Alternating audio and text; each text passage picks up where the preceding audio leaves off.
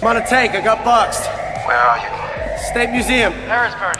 Oh, I can barely hear you. Can you turn this shit off? Is it off? Yeah. Then I'm in there with you. And I'm gonna get you out. Job.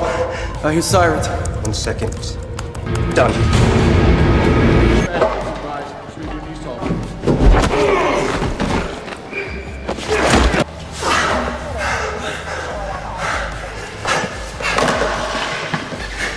Miller, that you? Shots fired!